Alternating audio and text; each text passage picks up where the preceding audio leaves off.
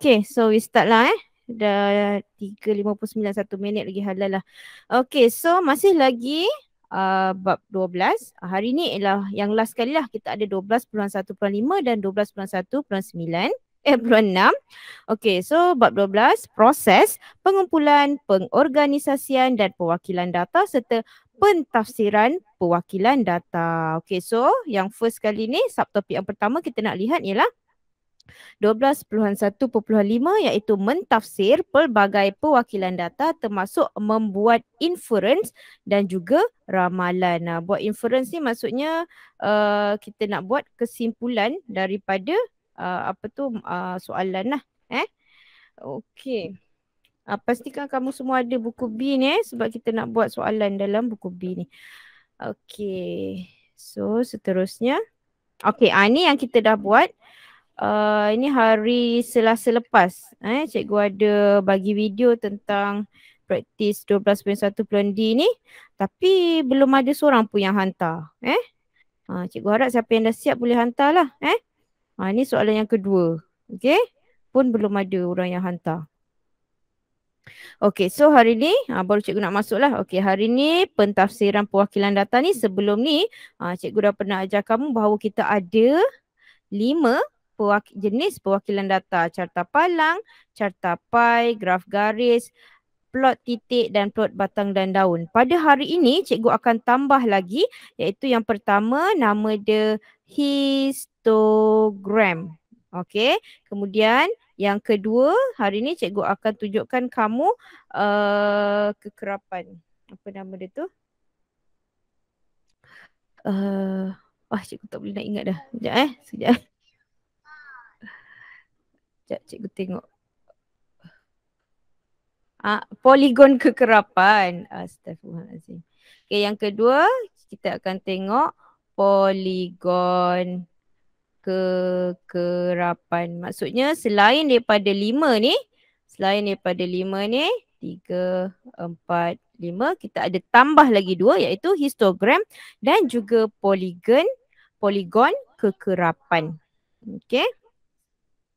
Okey, so kita nak lihat apa itu histogram. Okey, histogram Histogram ialah pewakilan data bagi suatu jadual kekerapan yang melibatkan data terkumpul dan data numerik.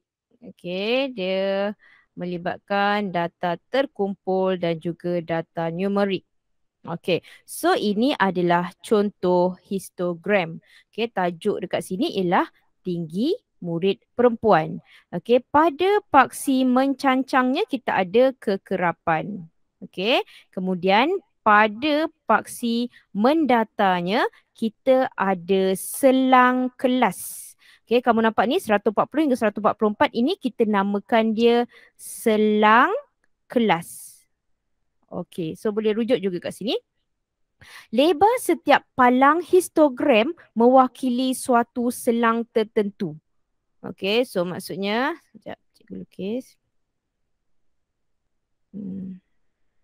Okey, so lebar ni, alamak, sekejap.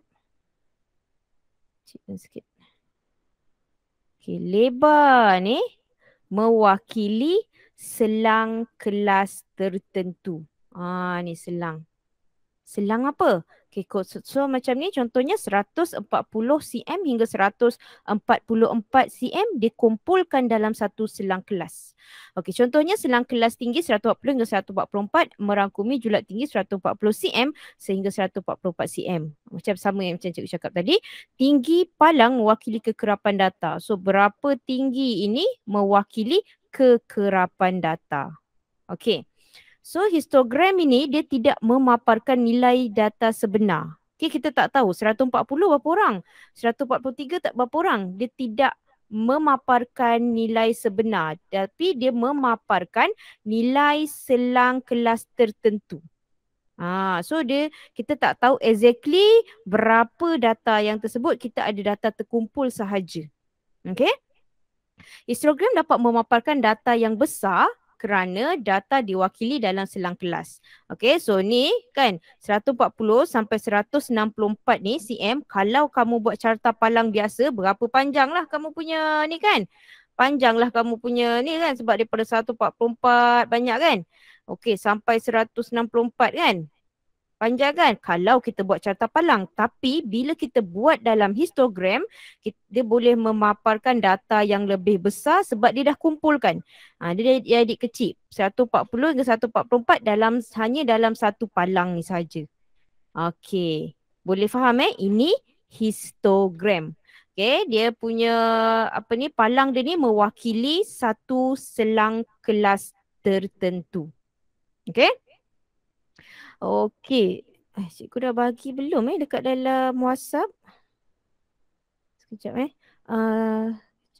WhatsApp. Lupa cikgu. Tak apalah. Okey. Okey, kita terus lagi. Okey. So, jadi histogram. Apa beza dia dengan carta palang? Okey, so ini histogram. Ini carta palang. Okey, histogram. Yang ini carta palang.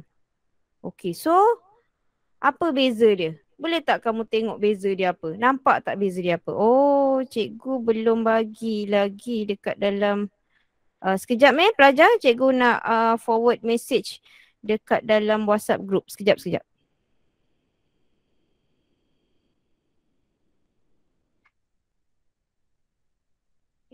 Satu jet dan satu mutiara. Satu jet. Dah. Mutiara lah belum. Mutiara.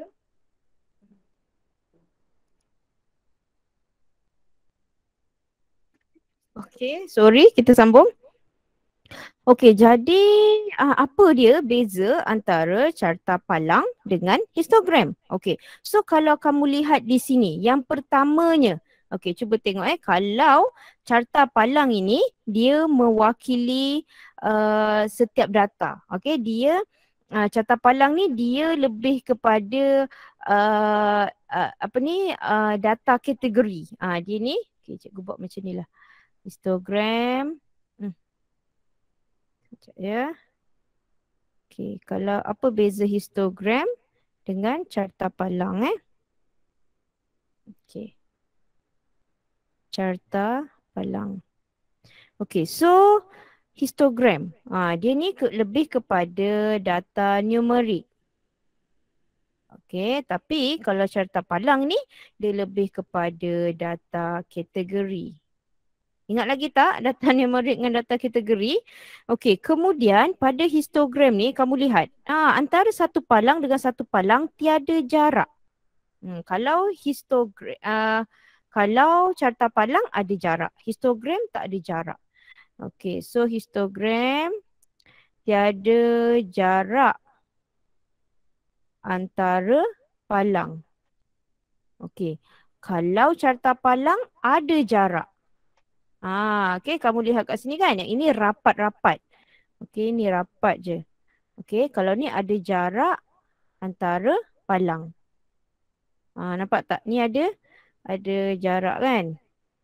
Kalau yang ni tak ada, dia rapat je. Okey, kemudian bezanya lagi, kalau histogram, setiap satu palang dia mewakili selang kelas. Okey, palang dia mewakili selang kelas. Okey. Kalau macam ni tak? Kalau carta palang ni dia tak ada selang kelas dia terus kepada data itu sendiri. Okey. Kemudian okey, cikgu rasa itulah. Itu sajalah dia punya ini kalau carta palang mewakili data individu. Macam tu. Okay, so ada 3 lah. Jadi kalau dalam soalan minta buat histogram yang rapat-rapat ni. Okay, kemudian dia ada selang kelas. Kalau carta palang, yang ada jarak-jarak ni. Okay, boleh Okay, so kita terus lagi. Okay, jadi kita ada satu lagi tadi cikgu cakap ada 2 kan histogram. Yang kedua ialah poligon kekerapan. Okay, poligon kekerapan. Okay, poligon kekerapan ini sebenarnya dia daripada histogram.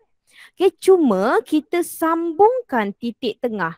Okay, kita sambungkan titik tengah setiap palang dalam histogram tu dengan garis lurus. Okay, maksudnya dekat sini. Nampak ni Okay, contoh ni 10 kotak. Okay, kita buat dekat tengah-tengah dia ada dot tu. Okay, ni pun tengah-tengah dia ada dot, ada dot. Kemudian kita cantumkan. Okay, kemudian poligon kekerapan ni dia melibatkan satu bentuk yang tertutup. Okay, maksudnya kita kena tambah satu lagi selang kelas sebelum. Kalau tadi dia punya data daripada 140 kan. Tapi kena tambah sebelum tu, kita tambah lagi satu selang kelas, kita buat juga titik tengah dia. Dan selepas, kan kita tambah juga lagi satu selang kelas selepas selang kelas data tersebut. Jadi dia melibatkan satu bentuk tertutup. Ini yang kita panggil poligon kekerapan. Kita kena tambah satu selang kelas sebelum dan juga selepas daripada selang kelas tersebut menjadikan dia satu bentuk tertutup yang kita panggil dia poligon kekerapan. Kalau cikgu padamkan histogram tu, kita dapatlah macam ni. Poligon kekerapannya sama saja, cuma cikgu padamkan dia punya histogram. Okay, ini kalau melibatkan satu bentuk tertutup, dia mesti bermula kat sini, dia mesti tertutup. Mesti mula dia mesti daripada sifar, akhir dia pun mesti daripada sifar. Ini kita namakan dia poligon kekerapan. Dari mana datang poligon kekerapan ini? Ialah daripada histogram yang kita tambah satu selang kelas sebelum dan juga selepas. Ada apa nak tanya? Boleh poligon kekerapan? Cikgu, saya tak boleh faham. Cikgu, boleh mula boleh. Okey. Kishori ni Okey. Ya. Kishori. Okey, tak apa. Cikgu ulang sikit. Okey, sebelum ni kita dah belajar perwakilan data ada 5. Hari ni cikgu nak tambah histogram dan poligon kekerapan. Okey, so histogram tu bentuknya macam ni. Okey, kamu lihat palangnya rapat-rapat. Okey, dan setiap satu palang ini mewakili selang kelas. Mewakili selang kelas. Mewakili selang kelas. Maksudnya, okey, kalau macam carta palang biasa, contoh dekat sini kan, 140, 141. Macam tu kan? Tapi kalau histogram, dia gabungkan 140 sampai 144 dalam satu palang sahaja. Okay, so itu histogram. Kemudian beza histogram dengan carta palang, histogram dia rapat-rapat. Okay, antara palang dengan palang ni dia tidak ada jarak. Tapi kalau carta palang dia ada jarak. Okay, kemudian kalau histogram, setiap satu palang mewakili satu kelas tertentu. 140 sampai 144 tinggi cm. Okay, kalau carta palang ni dia tak. Okay, dia data individu. Okey, itu yang pertama. Cikgu nak kamu dapat bezakan antara histogram dan carta palang. Histogram tu apa? Histogram itu dia nak buat palang dia adalah selang kelas, kemudian dia rapat-rapat. Okey, kemudian daripada histogram yang sama, okey, apabila kita cikgu padam dululah. Oops. Okey, bila kita buat satu titik tengah. Okey, cikgu rasa cikgu besarkan dulu.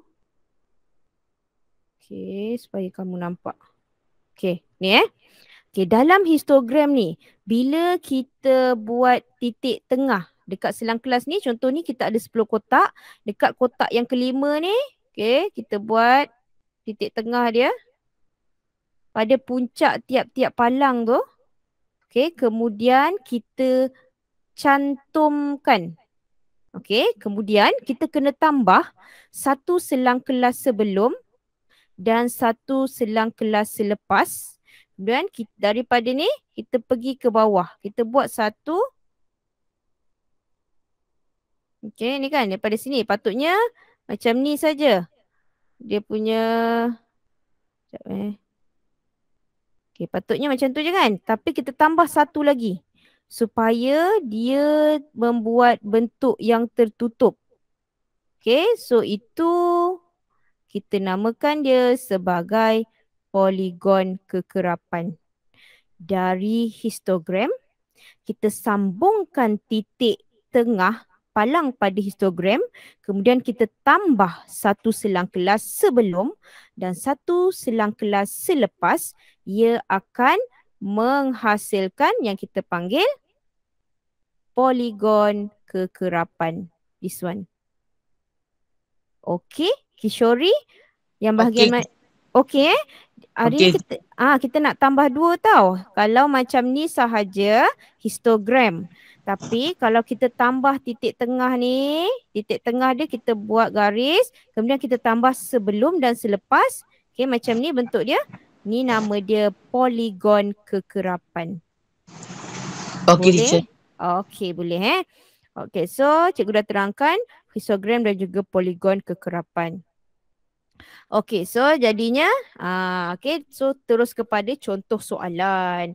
Okey, contoh sekarang ni, sekejap, ada kawan-kawan nak masuk. Okey, contoh dekat sini cikgu ada satu contoh soalan. Okey, satu graf garis di bawah, graf garis tengok graf garis dia mesti melibatkan masa. Tengok kita ada waktu. Tapi dalam sistem 24 jam. Menunjukkan suhu yang dicatatkan pada satu hari tertentu di sebuah pusat peranginan ski pada musim sejuk. Okey, so sebelah sini kita ada suhu. Okey, ini jarang sikit lah kamu lihat kan. Sebab dia ada negatif dan juga positif. Okey, kemudian ni waktunya.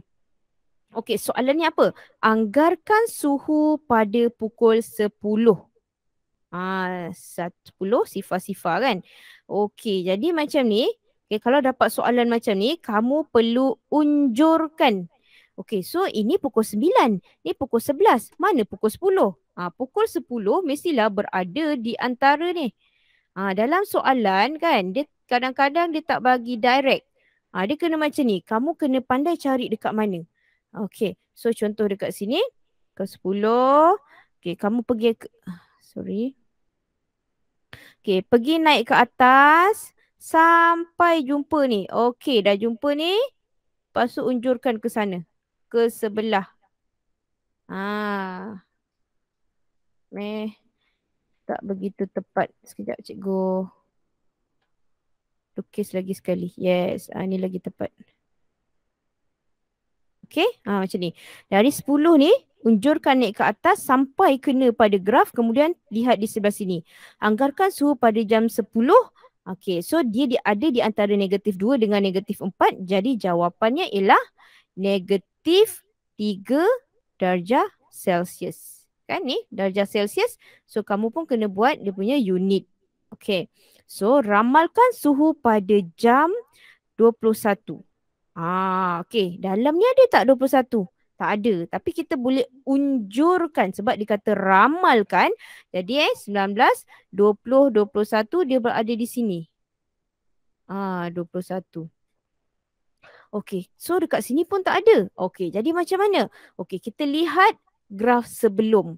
Okey. Daripada 15, pukul 15 hingga pukul 17. Lihat dia turun 2 darjah Celsius. Pada pukul 17 hingga 19 pun dia turun 2 darjah Celsius. Okay, jadi di sini kita boleh ramalkan bahawa hingga ke pukul 21 ni dia pun turun sebanyak 2 darjah Celsius. Sebab itu soalannya ramal. Okay, sebab kamu kena buat unjuran. Okay, so kena buat unjuran. Okay, so lihat sini pukul 21. Okay, naik atas. Okay. So, berapa jawapan dia sekarang? Negatif 4. Okay. Senang je. Okay, kemudian pada pukul berapakah suhunya ialah sifar darjah Celsius? Okay, sifar darjah... Okay. Sifar darjah Celsius. Kena lihatlah. Dekat sini. Kan? Okey, jap. Okay, sifar darjah Celsius tu ada dekat mana? Okey, tengok sinilah sifar darjah Celsius kan? Kat sini. Okey, so ada berapa yang dipotong? 1, 2. Okey, pukul berapa ni? So, kamu kena tengok ke bawah. Okey, lihat ke bawah. Ni, pukul berapa? Ini pun pukul berapa? So ada 2 kan? Okey, so sebab tu jawapan dia. Okay, so jawapan dia ialah pada jam 11 dan jam 17. Itu pukul 5 lah. Okey, so macam ni. Ni contoh soalan yang melibatkan graf garis. Okey, so sekarang nak buat soalan dalam buku kamu. Okey, so kita nak buat ni semua orang. Muka surat 85. Okey, tolong buka buku B, muka surat 85. Buku B, muka surat 85. Semua orang masih ada dengan cikgu. Minta maaf, cikgu punya board ni ada masalah sikit. Okey. So soalannya, dalam satu eksperimen, Aiman mengukur berat anak tikus setiap minggu selama 5 minggu. Dia mempersembahkan data yang dikumpulkan dengan menggunakan graf garis. So graf garis biasanya dia akan melibatkan masa. Okey. Nyatakan minggu-minggu di mana berat anak tikus bertambah dengan kadar yang sama. Okey, kamu kena tafsirkan graf ini. So macam mana kita nak tahu pertambahan kadar pertumbuhan dia sama? Ialah apabila kecerunan graf itu sama.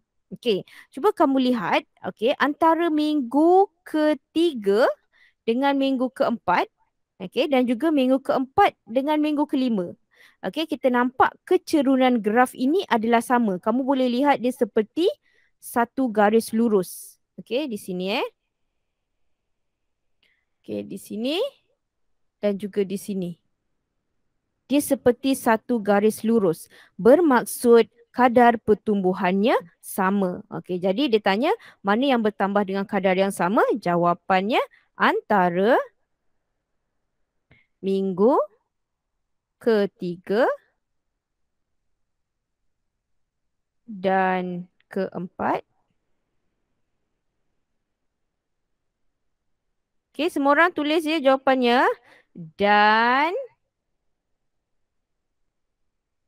minggu keempat dan dengan kelima. Antara minggu 3 dengan 4 dan 4 dengan 5 ni pertumbuhan berat anak tikus itu sama. Sebab apa kita tahu dia sama? Sebab dia punya kecerunan dia sama. Okey, dia melibatkan kecerunan. Okey, soalan nombor 2. Antara 2 minggu, yang manakah pertambahan berat anak tikus paling besar? Okey, jadi kita nak tahu kat mana pertambahan berat anak tikus itu besar. Kamu lihat kecerunan yang paling tinggi. Okey, kecerunan yang paling tinggi. Okey, so daripada daripada graf ini, okay, kita lihat kecerunan di sini. Okay, kecerunan ni. Okey, macam mana nak cari kecerunan? Okey, ini kan. Ini dengan ini kan. Nak cari kecerunan. Macam mana? Okey. So kita lihat di sini kecerunan di sini bila kita bahagikan 3 bahagi 2 iaitu 1.5, inilah yang paling tinggi. Okey. Kalau dekat sini 2 bahagi 2 kecerunan dia 1 saja. 2 bahagi 2 kecerunan dia 1. Okey, kalau ni 2 bahagi 2. 2.5 bahagi 2 pun masih lagi tak sampai lagi 1.5. Okey, so ini ialah kecerunan yang paling tinggi. Okey, iaitu 3 bahagi 2 kan. Kecerunan dia 3 bahagi 2. So jadi kecerunan dia ialah 1.5. Dia yang kecerunan yang paling tinggi. Okey, so jadi jawapan dia ialah antara minggu kedua dengan minggu ketiga. Okey, macam mana cikgu nak tahu? Ialah kecerunan yang paling tinggi. Okey, kemudian apakah kelebihan perwakilan data ini? Okay, so ini sama lebih kurang macam dia minta kita buat justifikasi. So mesti first kali kena cakap dulu graf ini graf apa. Okay, graf garis ini dapat memaparkan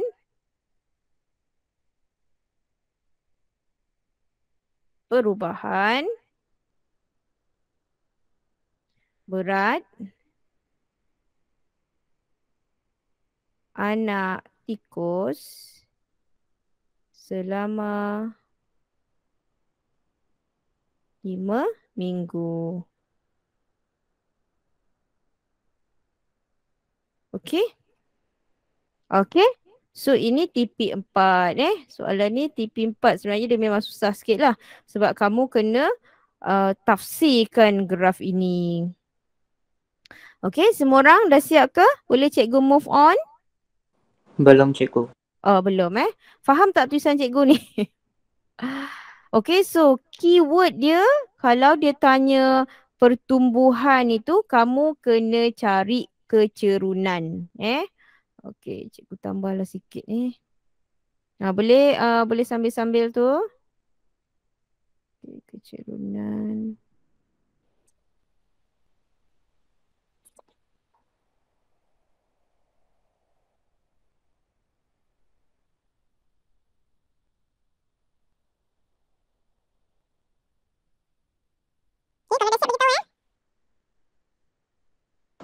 Sudah cikgu. Oh, sudah Okay, so boleh ni bezakan kecerunan yang paling tinggi ni lah. 3/2 kan. Yang lain-lain ni 2/21, 1. Ni 2/2/2 pun so yang paling tinggi this one. Okay, so kita move on. Okay, sekarang kalau kita dapat soalan histogram. Okey, soalan histogram. Histogram ni baru menunjukkan jisim murid dalam sebuah kelas. Okey, so sebelah sini kekerapan. Sorry tak nampak sini kekerapan. Ini jisimnya. Okey, dia kata cari bilangan murid yang mempunyai jisim 40 hingga 49. Senanglah sebab dia memang histogram kan? 40 hingga 49 kat sini. Okey. So jadi dia tanya bilangan murid. Terus je lah tengok dekat sini bilangan murid dia berapa. Okey, terus tengok di tepi tu. Ni.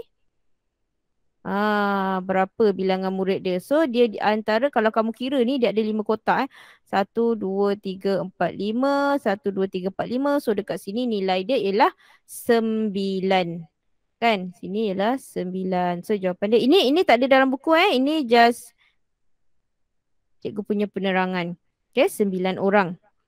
Okey, seterusnya dia tanya. Diberi bahawa 75% daripada murid di dalam kelas itu ialah murid lelaki. Cari bilangan murid perempuan kelas itu. Okey, kalau dapat soalan macam ni daripada histogram, dia minta kita cari peratus pelajar dekat dalam kelas tu. First kali apa kita perlu buat ialah cari jumlah murid. Okey, cari jumlah murid. So macam mana nak cari jumlah murid? Okay, cikgu tulis sekejap jumlah murid. So macam mana nak cari jumlah muridnya daripada setiap kelas itu. Setiap kelas itu kamu carikan dia punya nilai dia Okay, sekejap cikgu buat. So Okay, tiap-tiap satu ni kamu cari jumlahnya. Okay, so jumlah murid ialah yang pertama tu 4. Okay, kemudian yang kedua ni 9. So kita perlu tambahkan. Yang ketiga 10. Okay, kemudian yang keempat, selang kelas yang keempat ni 7. Okay, yang ini 2. Okay, so kamu perlu tambahkan 4 tambah 9 tambah 10 tambah 7 tambah 2.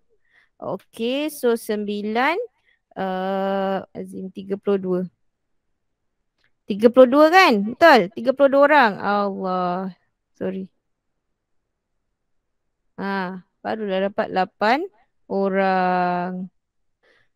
Boleh? Okey, mula-mula cari jumlah. Okey, kemudian baru kita cari 25%. Okey, kemudian dia tanya inference. Inference ialah kesimpulan. Okey, so kalau dia minta kesimpulan, okey, Nyatakan inference yang boleh buat dipasarkan. Okey, jadi kat sini kita boleh bagi kesimpulan di mana data itu berkumpul. Okey, so di mana data itu berkumpul maksudnya data yang paling banyak dia berada di sini. Oops. Sekejap. Okey, data itu berada di sini. Betul, yang berkumpul. Lebih banyak berkumpul di sini. Okey, jadi kamu boleh cakap, okey, kebanyakan murid mempunyai jisim antara 40 hingga 69 kg. Okay, cikgu rasa cikgu nak type sebab tulisan cikgu tak berapa cantik kat situ. Okey, sekejap cikgu letak mic Okay, so dekat sini jawapan dia kebanyakan murid mempunyai jisim antara kita ambil selang kelas yang sebelum ni iaitu 40 kg 40 kg hingga 69 kg. Biasanya kalau dia suruh minta kita buat inference, kamu perlu ambil, kita tak boleh ambil satu je. Okay, kita kena ambil sebelum dan selepas juga dia punya selang kelas. Sebab tu kita ambil dekat sini 40. Okay, kat sini 40. Kemudian selang kelas yang ketiga ni yang paling besar 69. Okay, sebab tu jawapan dia macam tu 40, 69. Okay, so ini contoh. Okey, sekarang kita nak buat ini dalam buku kamu, muka surat 79. Muka surat 79. Mari kita buat sama-sama muka surat 79. Okey, histogram di atas menunjukkan markah yang diperoleh bagi murid kelas 1 beta bagi subjek matematik dalam peperiksaan pertengahan tahun. Tengok soalan ni ialah soalan TP4 dan juga TP5. Okey, apa soalan dia? Berapakah bilangan murid dalam kelas 1 beta? Sama macam contoh yang cikgu bagi ni kan tadi kan. Macam mana nak cari? Kamu kena total up semua palang. Okey, kena total up semua palang. Okey, semua orang pun boleh cuba. Okey, boleh cuba cari. Okey, so maksudnya palang yang pertama nilai dia 1. Palang yang kedua nilai dia 3. Palang yang ketiga nilai dia 5 sebab dia ada di antara 4 hingga 6 kan. Palang seterusnya 10, kemudian ini 6. Okay, kemudian yang ini 4. Last sekali ialah sama kat sini ada 2. Okey, jadi dia minta kita untuk cari bilangan murid kelas 1 beta. So kamu kena tambahkan semua. Okey, sekejap cikgu tulis.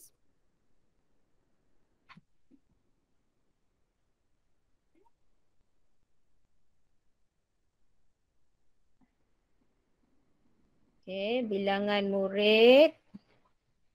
Okay, tambahkan semuanya. 1 tambah 3 tambah 5 tambah 10 tambah 6 tambah 4 tambah 1. 1, 2, 3, 4, 5, 6, 7. 1, 2, 3, 4, 5, 6, 7. Betul tak tu? 1, 3, 5, 10, 6, 4, 1. Betul Okay, so total up semua. Okay, 3, 1, 4, 5, 9, 19, 20, 30.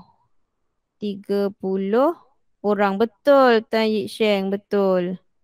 Okay, 30 orang. Ni jawapan yang pertama.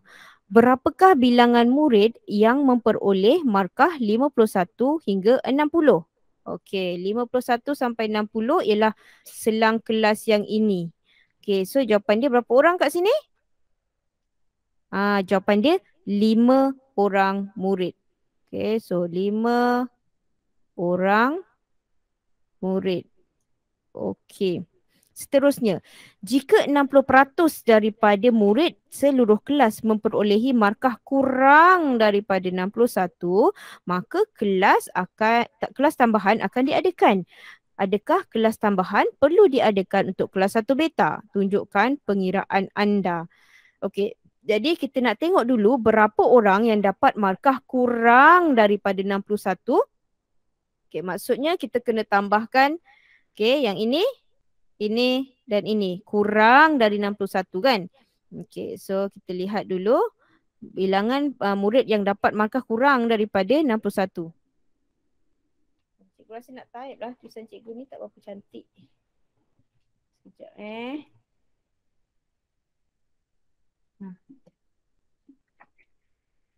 Bilangan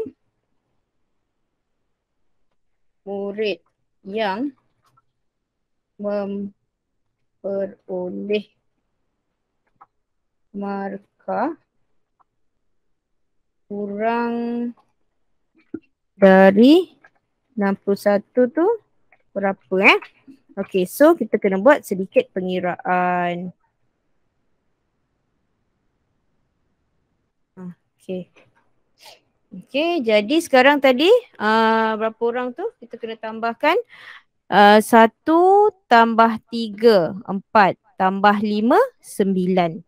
So 9, okey. 1 tambah 3 tambah 5. So kita dapat jawapan dia 9.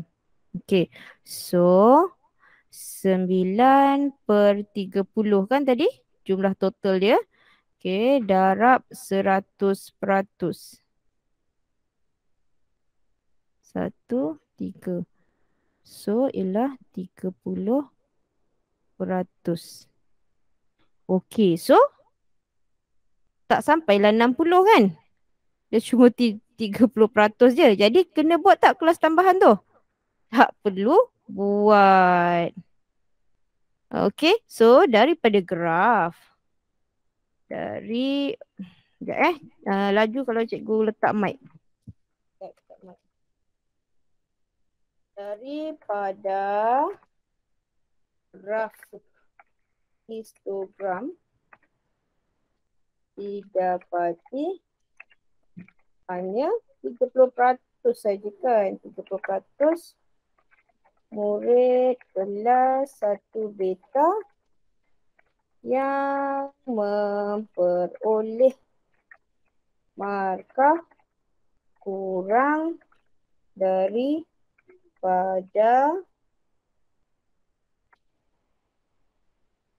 61. So, maka kelas tambahan tidak perlu diadakan.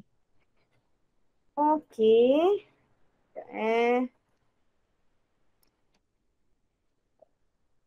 Semula.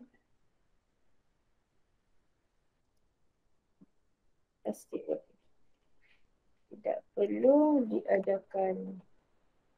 Nampak ke? Sikit. Okey. Okey, jadi bila kita kira tu yang dapat kurang daripada 61 markah dia tak sampai 60%. Jadi 30% saja. So sebab dia 30% tak payahlah buat kelas tambahan. Okey. Dah siap ke? Belum cikgu. Okey, tak apa, buat dulu. Cikgu ada 3 je contoh. Lepas tu kita pergi 12.1.6. Dan tu senang je, sikit je dia punya pengiraan dia. Tak ada pengiraan pun yang belakang tu Ini macam ni lah histogram Histogram selalu sangat dia akan minta kamu untuk bagi bilangan pelajar. Jadi senang je, daripada tiap-tiap satu palang tu kamu cari berapa bacaan dia ni kan. 1, 3, 5, 10. Tiap-tiap satu ni kemudian tambahkan. Tapi dah tambah tu jangan salah kira pula macam cikgu tadi kan. Kalau salah kira salah jugalah tapi senang lah kalau dia tanya pasal selang kelas ni, memang senang. Terus rujuk kepada selang kelas yang dia minta tu Macam ni 51 hingga 60. Terus pergi kat sini 5 orang. Senanglah nak dapat markah senang nak dapat jawapan. Okay, kalau dah siap bagi tahu ya. Okay, yang ini. Okay. Markah ujian matematik.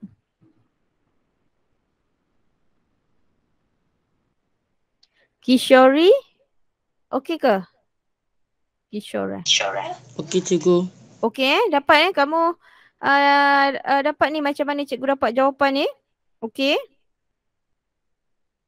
Okey cikgu, tapi saya nama Kishore, no Kishori.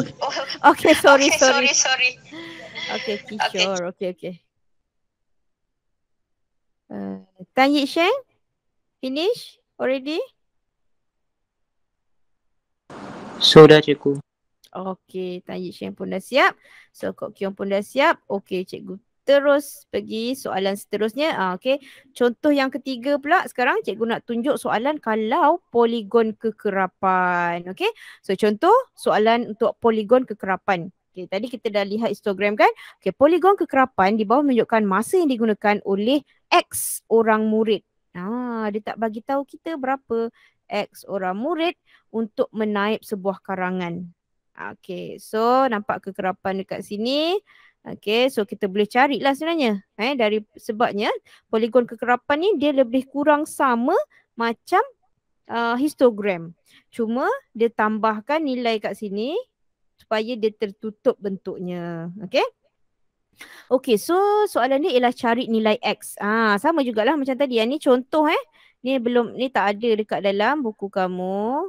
Tapi ni cikgu nak tunjukkan lah kalau ada soalan poligon kekerapan ni macam mana kamu nak jawab. Sama jugalah ini. Tiap-tiap satu ni kamu kena rujuk semula berapa nilai dia. Okay, kenapa dekat hujung ni cikgu tak ambil kira? Sebab ini memang kita tambah sebelum dan selepas. Jadi kat situ tak ada nilai kan. Okay, so cari nilai X.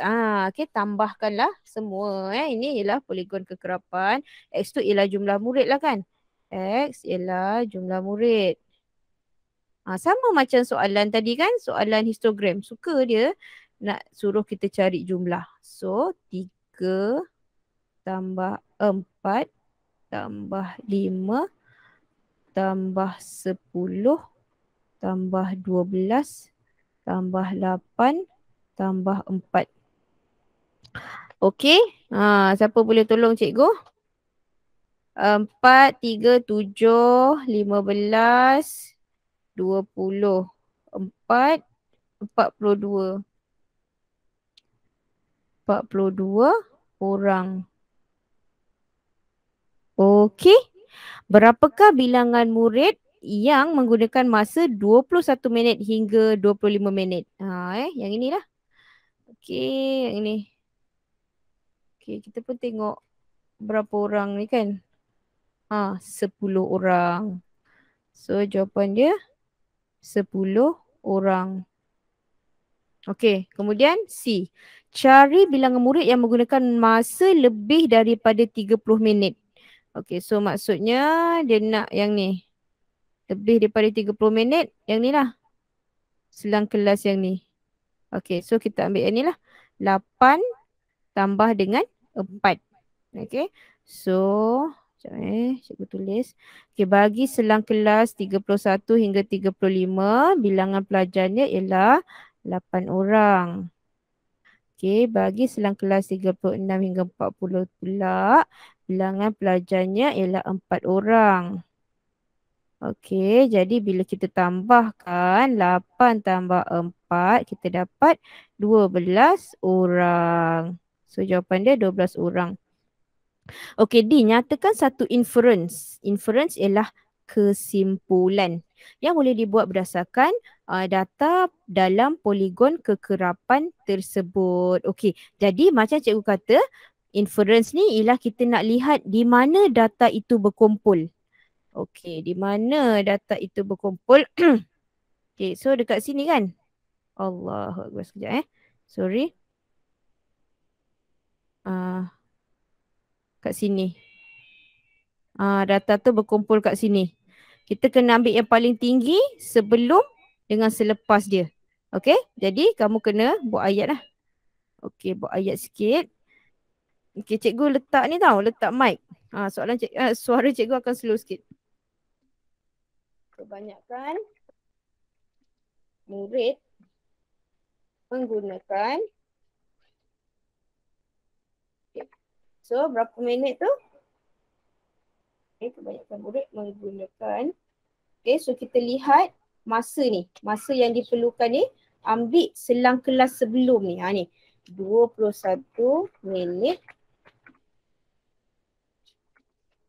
hingga 35 minit untuk menaik sebuah barangan. Okey, harap kamu dah lebih biasa Okey, so kalau kat sini yang paling tinggi kita ambil sebelum dan selepas. Okey, kemudian kita ambil ni. Yang depan ni 21 kan? Dan yang belakang ni 35. Lebih kurang dengan soalan tadi yang cikgu ada buat juga. Okey, so itu cara dia untuk kita buat ni 21 35. Tu inference. Inference biasanya yang paling tinggi tu kita tengok sebelum dan selepas dia. Kemudian kita ambil range tersebut. Okey? Kalau tak ada soalan. Okey, yang ni. Boleh Boleh ke? Inference. Boleh cikgu. Okey, so kita nak pergi yang last kali ni. Okey, so tadi cikgu dah ada tunjuk 3 contoh harap-harap kamu faham. Okey, yang seterusnya ni 12.1.6 membincangkan kepentingan mewakilkan data secara beretika bagi mengelakkan kekeliruan. Okey, jadi ni yang last kali Okey, kepentingan mewakilkan data secara beretika. Pewakilan data membantu kita menganalisis dan mentafsir data dengan mudah. Kita perlu mewakilkan data secara beretika untuk mengelakkan kekeliruan. Okey, so jadi bagaimanakah untuk membuat pewakilan data yang beretika? Jadi yang pertama, kamu kena pastikan skalanya. Okey, pastikan skala yang digunakan tu mesti seragam dan mesti mula daripada sifar. Ini ialah poin yang sangat penting. Seragam dan mula daripada sifar. Kemudian data yang dipaparkan mesti tepat. Okey, so ada 3 lah. Seragam, mula daripada kosong dan juga tepat. Okey, so kita nak nilaikan. Okey, contoh kat sini cikgu ada contoh. Cikgu Habibah menjalankan satu tinjauan tentang bilangan adik-beradik bagi 15 orang murid satu gigih. Hasil tinjauan ditunjukkan dalam plot titik di bawah. Adakah plot titik ini memaparkan data dengan jelas? Okey, jadi sekarang ni cikgu kata tadi, first kali bilangan kan? Okey, apa yang kita boleh pastikan di sini ialah bilangan data tu mesti sama dengan bilangan dengan pewakilan data. So first kali kita nak check ialah bilangan data tinjauan mesti sama dengan bilangan data pada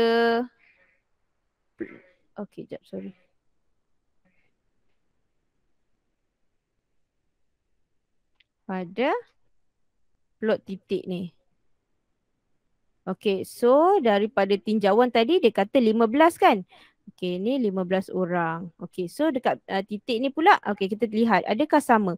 Okey, yang pertama ni 3. Okey, yang ini 4. 1, 2, 3, 4, 5, 6. Ni 6. 3, 1, 1, 1. So kita tambahkan semua. 3 tambah 4 tambah 6 tambah 3 tambah 1 tambah 1 tambah 1.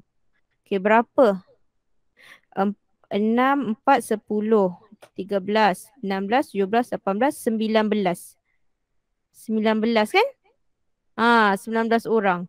Tapi tadi dalam soalan tu kata 15 orang. Okey, jadi ni sama tak sekarang ni? Tak sama, tak equal. Betul? Jadi boleh percaya ke? Boleh percaya tak pewakilan data ni? Jadi pewakilan data ni dia tidak boleh dipercayai. Okey, lagi satu. Okey, cuba kamu lihat. Okey, tengok ni. Bilangan adik-beradik sifar.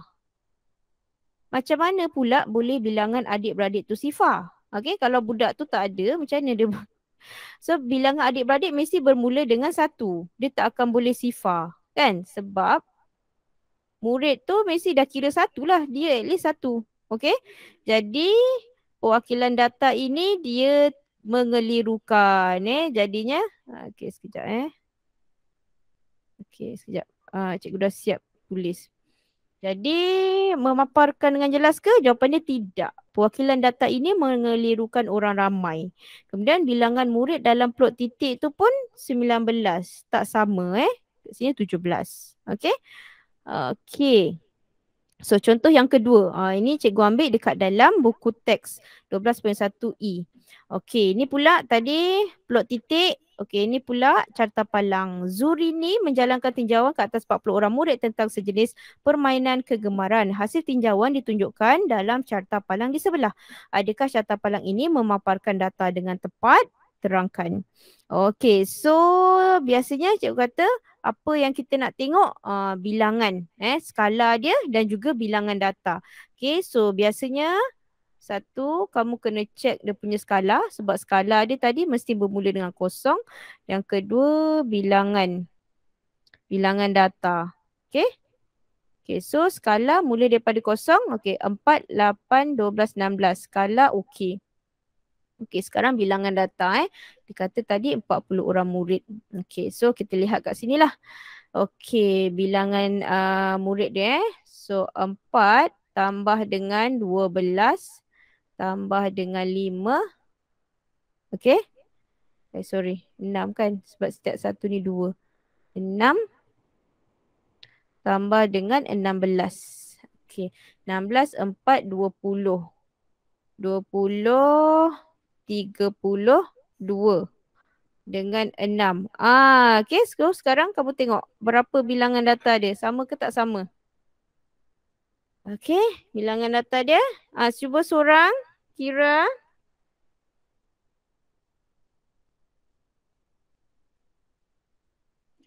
Tak ada orang sudi kirakan untuk cikgu.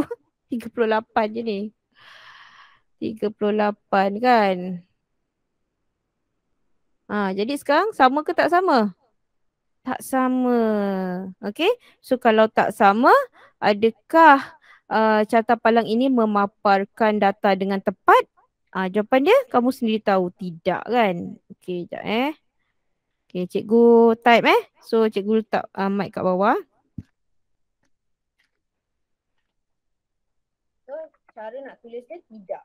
Okey, kerana apa?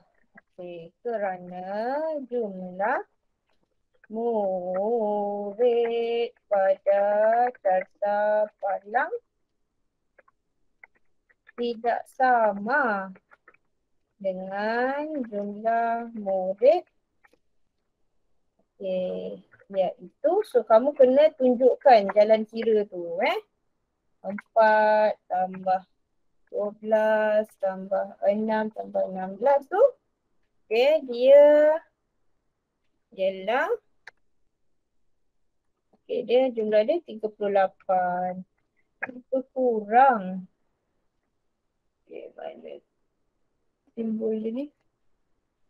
Kurang. Okey, kurang daripada 40. Okey, sekejap cikgu tambah ni. Dia kurang daripada 40. Okay, so macam tu cara nak tulis dia. Okay, so sekarang ni dia tidak tepat. Okay, sekarang kamu pula buat. Okay, so muka surat berapa ni? 12.1E. Muka surat dalam buku hijau kamu tu muka surat 80. Okay, jom kita buat. Munirah menjalankan tinjauan ke atas 80 orang murid tentang warna kegemaran. Hasil tinjauan ditunjukkan dalam carta palang di sebelah. Adakah carta palang ini memaparkan data dengan tepat? Terangkan. Okey.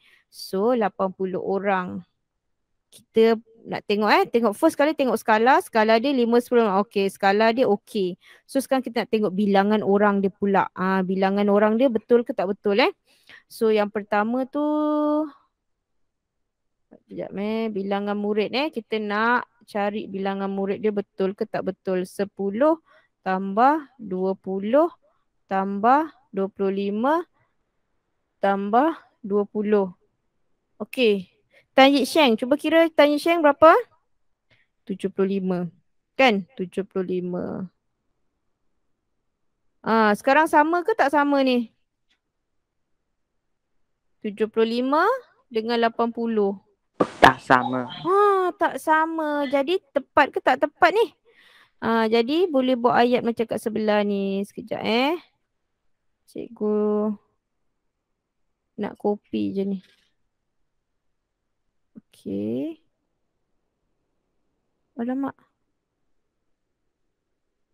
Copy. So kamu pun boleh cakap macam tu juga. Tidak, kerana jumlah murid pada carta palang tidak sama dengan jumlah murid. Tapi ni kena tukar lah. 10 tambah 20 tambah 25 tambah 20. Dia ialah 75. Kurang daripada 20 cikgu, tak ada 25. Oh, Itu okey. 20. Thank you. Okey, betul. Terima It's kasih. okay. Okey, so macam ni jawapan dia. Okey, kamu boleh tulislah. Kurang. Okey, so ini jawapan dia. Tidak. Kerana jumlah murid pada carta palang tidak sama dengan jumlah murid. Iaitu kamu kena tunjukkan pengiraan dia ni. Okey. Okey. Okey, boleh. Ada satu je lagi ni. Ada satu lagi soalan. Dah siap? Belum cikgu. Okey, tak apa. Buat dulu. Dah cikgu. Oh, Kishore dah siap. Sekejap, kita tunggu Sokok Kiong sekejap. Bagi dia seminit.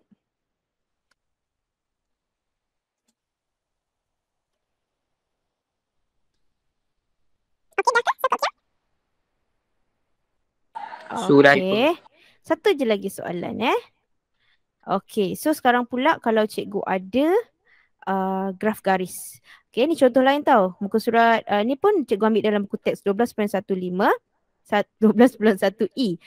Graf garis di bawah menunjukkan suhu di bandar mahkota dari jam 8 hingga 16. Okey, jam 16. Adakah graf garis ini memaparkan data dengan jelas? Terangkan.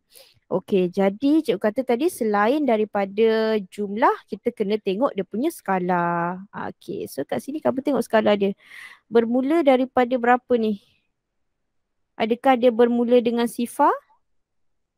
Skala dia. Adakah dia bermula dengan sifar? Ya atau tidak? Kan? Ni bukan sifar kan? Tidak. Dia tidak bermula. Tidak cikgu. Yes, tidak. Jadi kalau tidak, teruslah kita cakap. Dia tidak. Okey, so adakah dia memaparkan data dengan jelas? Jawapan dia tidak. Kerana graf ini dia bermula bukan dengan sifar. Okey, so kita lihat pula soalan. Soalan kamu muka surat 80 juga nombor 2. Okey. Graf garis di sebelah menunjukkan wang simpanan Sofia dari bulan Julai hingga Disember. Adakah graf garis ini memaparkan data dengan jelas? Terangkan. Okey, so sama juga.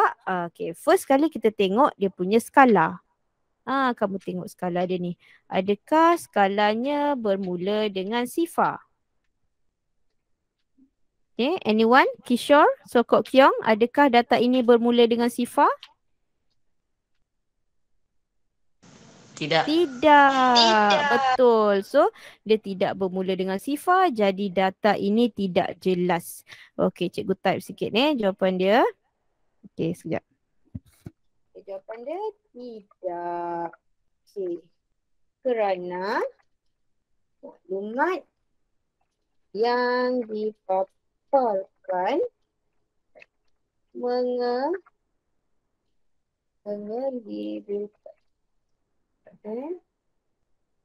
Kenapa kita cakap dia mengelirukan? Sebab skala pada paksi mencancang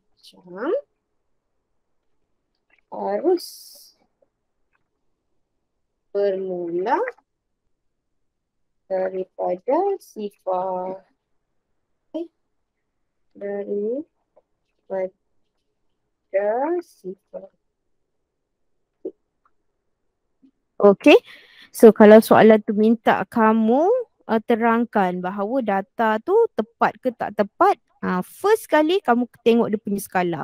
Kalau skala dia tak mula dari kosong, teruslah data tu tidak tepat ataupun tidak jelas.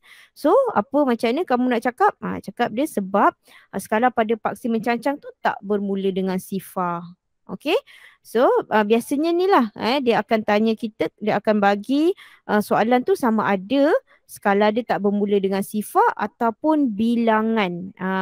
Bilangan tu kalau ada bilangan orang biasanya kan, kamu kena pastikan betul-betul sama, baru dia okey.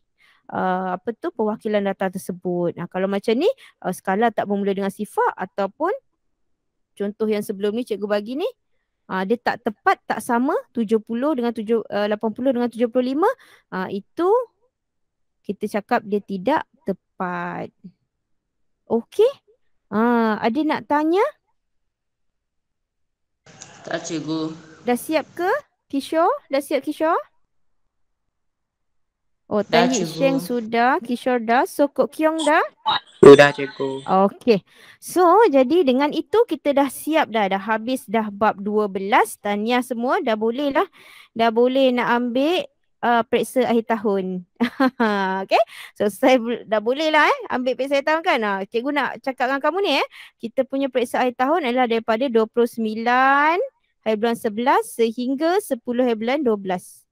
Okey, so kamu ada lebih kurang 1 bulan daripada sekarang untuk buat untuk buat ulang kaji. Okey.